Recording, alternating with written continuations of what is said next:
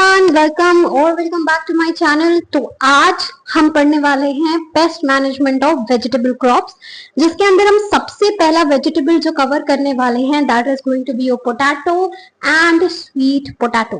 तो शुरू करते हैं। सबसे पहले हम बात करते हैं the major most important pest of potato, that is your potato tuber moth. ठीक है, अब पोटैटो ट्यूबर मॉथ का साइंटिफिक नेम होता है थॉर्मिया ओपर्चुलेला। देखो, थॉर्मिया का मतलब होता है डिस्ट्रक्ट करना या डिके करना, डिकेइंग ऑर्गेनिज्म को हम थॉर्मिया कह सकते हैं। And operculella is like a lid की ओपनिंग। तो ये जो इसका साइंटिफिक नाम है, ये एक्चुअली में इसका डैमेजिंग नेचर इंस्ट्रक्ट कर रहा है हमारे लिए। Potato tuber moth is a moth. तो मॉथ है तो कौन से ऑर्डर में आएगा? लेपिडोप्टेरा में आएगा। तो it is a Lepidoptera and it belongs to family Gelechiidae. अब गैलेचिडी फैमिली में ज्यादातर वो मेंबर्स आते हैं जिनको हम कहते हैं ट्वर्लर मॉथ्स। ठीक है, जिनके विंग्स नैरो होते हैं और उनकी जो मार्जिन होती है वो फेदर लाइक होती है, फ्रिंज्ड होती है, जो इसकी आईडी करते वक्त की आइडेंटिफिकेशन फीचर कहलाता है इसका। तो अगर हम इसकी आइडेंटिफिकेशन की बात करें तो adult small dirty grey colour का एडल्ट होता है और इसकी नैरो विंग्स होती है विथ फ्रिंज्ड मार्जिन्स। ठीक है, मार्जिन कैसी होती है? फेदरी होती है या फ्रिंज्ड होती है। These are weak flyers. Larvae are creamy white to pinkish in color with head being brown in color and these are very small but highly destructive, especially in case of potato. तो सबसे पहले we are going to discuss the nature of damage field में। अब ये इसको how is potato tuber moth different than any other pest? Because potato tuber moth is not just a pest of field, it is also a pest of storage paste भी है ये। मतलब कि इसकी जो इन्फेस्टेशन है ये हार्वेस्ट पे खत्म नहीं होती है, ये इसके बाद स्टोरेज में भी कंटिन्यू होती है। तो जो फील्ड है उसमें जो इसके लार्वा होते हैं ये लीव्स पे माइनिंग करते हैं। तो लीव्स में आपको इरेगुलर ब्लॉचेस दिखने को मिलेगी, स्टेम के अंदर घुस जाते हैं जिससे कि स्टेम वीक हो जाएगा, तो जो प्लांट का ट्रांसपोर्ट सिस्टम है वो वीक हो जाएगा। इसके साथ साथ ट्यूबर में घुस जाते हैं। अब ये सबसे सीरियस है। ठीक है, क्या होता है बेसिकली, अगर हमने अच्छे से अर्थिंग अप नहीं की है, लेट्स से, है ना, हमने अच्छे से अर्थिंग अप नहीं की है या फिर हमने उस एरिया को एक्सपोज छोड़ दिया है, जो ट्यूबर्स होते हैं वो अगर एक्सपोज्ड हैं तो उनके अंदर क्या होता है, और बेस अगर मान लो कि वो एक्सपोज्ड और उनके अंदर क्रैक्स हैं, तो उन क्रैक्स के थ्रू ये जो होते हैं हमारे पोटैटो ट्यूबर मॉथ्स, ये उसके अंदर घुस जाते हैं। ट्यूबर तो इकोनॉमिक पार्ट है प्लांट का। अगर ट्यूबर के अंदर पोटैटो ट्यूबर मॉथ एंटर कर गए तो वो पूरा यील्ड डैमेज करेंगे। तो सबसे सीवियर जो होता है जब वो ट्यूबर में एंटर कर जाए। स्टोरेज के टाइम पे भी, स्टोरेज पोटैटोस में भी ये क्या करते हैं, इन्फेस्टेशन कंटिन्यू करते हैं। क्या करते हैं, बेसिकली एंटर करके ट्यूबर के अंदर घुसते जाते हैं, टनल बनाते हैं और धीरे धीरे उसको अपने एक्सक्रीटा से फिल करते जाते हैं। ठीक है, the tuber becomes unfit to eat और to be used as a seed. दोनों चीजों के लिए ये अनफिट हो जाता है। Then comes biology. अब ये बहुत मोस्ट इंपॉर्टेंट, मोस्ट इंटरेस्टिंग चीज है इसके लिए। देखो, इसके बेसिकली एग्स जो होते हैं वो लेड होते हैं लीव्स में, सॉइल में, या फिर अगर कहीं पे एक्सपोज्ड ट्यूबर है तो वहां पे इसके एग्स लेड होते हैं।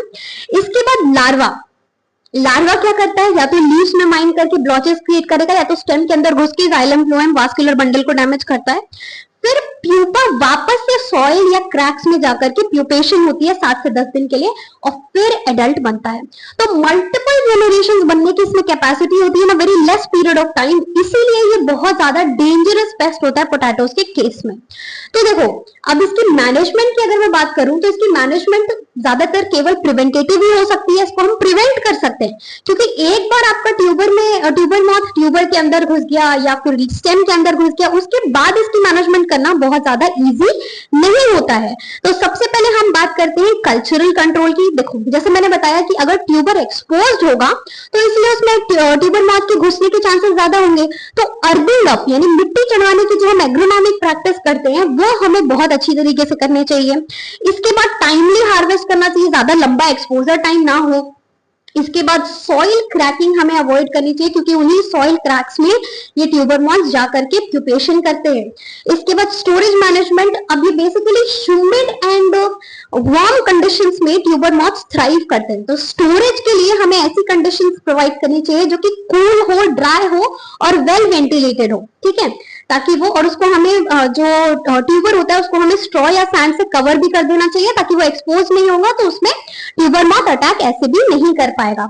इसके बाद बायोलॉजिकल कंट्रोल के लिए हम पैरासिटॉइड लाइक ट्राइकोग्रामा का यूज कर सकते हैं।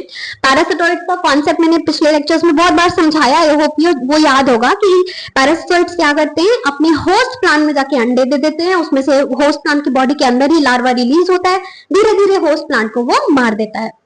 फाइनली केमिकल, अब देखो केमिकल कंट्रोल तो आप केवल अर्ली स्टेजेस में ही कर सकते हो उसके साथ, है ना, क्योंकि अर्ली इंस्टाज और बेसिकली स्टमक या कॉन्टैक्ट पॉइजन जैसे कि इमिडाक्लोप्रिड हो गया, इमामेक्टिन, बेंजोएट, इन्हीं का आप यूज कर सकते हो, क्योंकि उसके अलावा कोई भी चीज और यूज करना यूजलेस होगा, क्योंकि बॉडी के जो प्लांट है उसकी स्टेम के अंदर है, लीफ के अंदर है, ट्यूबर के अंदर है, तो किसी भी तरीके का ऊपर से इंसेक्टिसाइड यूज करने का हमारा कोई पॉइंट नहीं है। तो सिस्टमिक स्टमक इंसेक्टिसाइड्स, ऐसे इंसेक्टिसाइड्स का हम यूज करते हैं। तो that was potato tuber moth. अब नेक्स्ट हम लोग पढ़ते हैं अबाउट एफिड, पोटैटो एफिड। अब देखो जो आपका पोटैटो एफिड है ना, ये बेसिकली ज्यादातर मॉइस्ट इरिगेटेड फील्ड में आपको ज्यादा देखने को मिलेगा। अब मैं इसकी बात करूं, देखो जो नॉर्मल एफिड होता है ना वही सेम पोटैटो को अफेक्ट करता है, तो पोटैटो एफिड कहलाता है। स्मॉल सॉफ्ट बॉडीड इंसेक्ट्स होते हैं, ग्रीनिश टू ब्राउनिश कलर के होते हैं। एफिड्स कैसे होते हैं, पेयर शेप्ड की इनकी बॉडी होती है एंड कॉर्निकल्स प्रेजेंट होते हैं, tail like structures towards the end of the body, towards the rear and.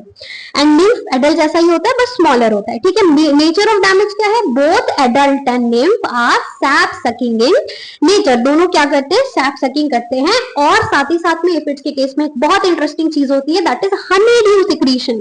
जो एफिड्स होते हैं वो जब सैप सकिंग करते हैं, सैप से जो उनको प्रोटीन चाहिए होता है वो अपनी बॉडी के लिए रख लेते हैं, और बचा हुआ शुगर जो है वो उसको एक्सक्रीट कर देते हैं, जिससे कि एंट के साथ एक म्यूचुअलिस्टिक रिलेशन बनता है उनका। एंट्स उनको प्रोटेक्ट करते हैं, बदले में हनी ड्यू खाते हैं, और हनी ड्यू ये जो होता है ये लीफ के सरफेस पे जम जाता है, एक सूटी मोल्ड की तरह जम जाता है लीफ के सरफेस पे, विच इज नॉट गुड, क्योंकि वो फोटोसिंथेटिक एफिशिएंसी को रिड्यूस करता है। पोटैटो एफिड नहीं, पोटैटो एफिड के अंदर एक बहुत इंपॉर्टेंट चीज ये है, देखो basically common species Myzus persicae and Aphis gossypii होता है। पोटैटो एफिड के अंदर बहुत इंपॉर्टेंट चीज पोटैटो के केस में ये है कि यहाँ पे एफिड सैप सकिंग पेस्ट से भी ज्यादा डेंजरस वायरस वेक्टर की तरह रहते हैं, यानी कि ये potato leaf curl virus and potato virus Y को ट्रांसमिट करता है, तो एज अ ट्रांसमिटर ये ज्यादा बड़े इश्यू है। तो इसीलिए कल्चरल इसकी मैनेजमेंट के लिए हमें वायरस फ्री सीड्स यूज करने चाहिए। मॉनिटरिंग के लिए हम येलो स्टिकी ट्रैप्स का यूज कर सकते हैं, ये उससे अट्रैक्टेड होते हैं। Biological predators like ladybird beetle and lacewings can be used, and chemically systemic insecticides का भी इस्तेमाल हम कर सकते हैं, ठीक है। तो potato aphid complex is more dangerous as a virus vector than as a sap sucking pest in case of potatoes. अब लास्ट आप पढ़ोगे about sweet potato weevil, very important, ठीक है। और देखो स्वीट पोटैटो वीविल का साइंटिफिक नेम होता है साइलस फॉर्मिकारिस, साइलस फॉर्मिकारियस, ठीक है। ये जो है अब वीविल है, ठीक है, तो कौन सी ऑर्डर के अंदर आएगा, कोलियोप्टेरा के अंदर आएगा एंड फैमिली ब्रेंटिडी।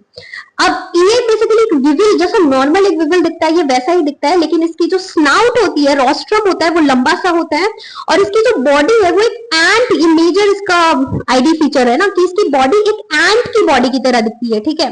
इसका जो हेड और थोरैक्स है वो रेडिश ब्राउन कलर का होता है, वाइल जो एब्डोमिनल रीजन है वो मेटालिक ब्लैक या मेटालिक ब्लू कलर का होता है।